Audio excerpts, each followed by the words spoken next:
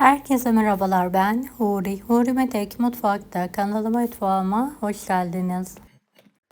Beyaz lahana çorbası tarifi hazırlıyorum. Çok lezzetli, mutlaka deneyin.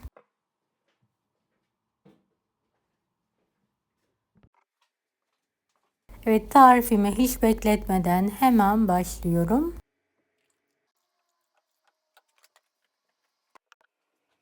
Tenceremi ocağın üzerine alarak bir miktar zeytinyağı gezdirerek ısıtıyorum.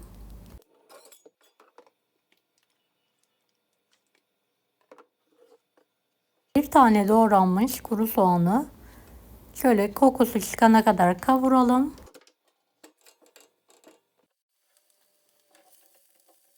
2 tane kırmızı kapya biberi de ekleyelim.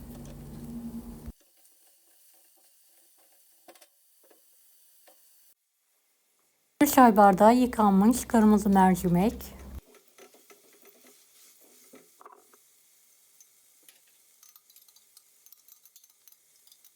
Toplamda 1 yemek kaşığı biber salçası.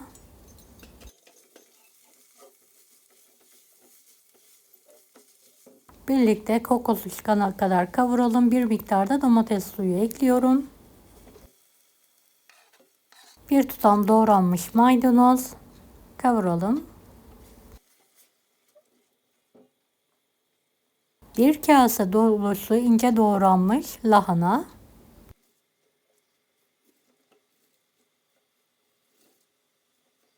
Dolmalardan artan lahanalarla da hazırlayabilirsiniz. Şöyle 1-2 dakika birlikte kavuralım.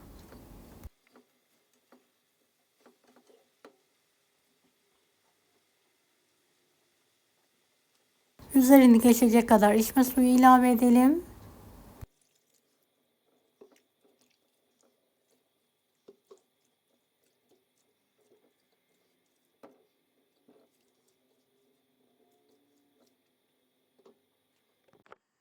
Evet, kapağını da kapatarak sebzeler tamamen yumuşayana kadar pişirmeye bırakalım.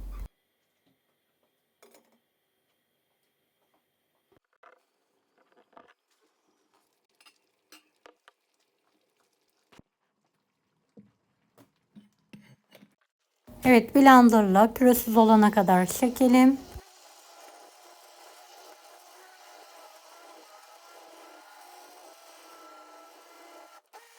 Beni hangi ülkeden veya şehirden izliyorsunuz merak ediyorum. Yoruma yazarsanız sevinirim.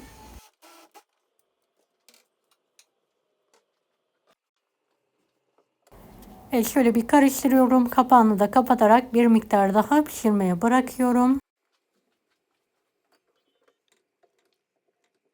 Kaynayan çorbanın üzerinde ve kenarlarında oluşan köpüğü toplayarak atalım.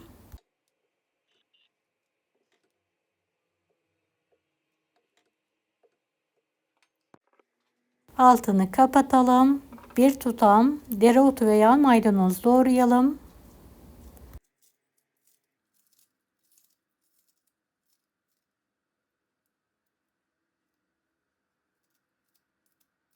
En son çorbamıza damak tadımıza göre tuz ilavesi yapalım.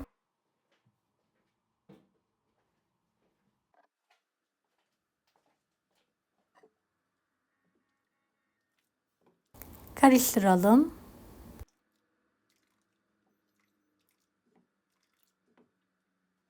Tam kıvamında beyaz lahana çorbamız yemeğe hazır. Deneyecek olan herkese şimdiden kolaylıklar dilerim. Allah'a emanet olun.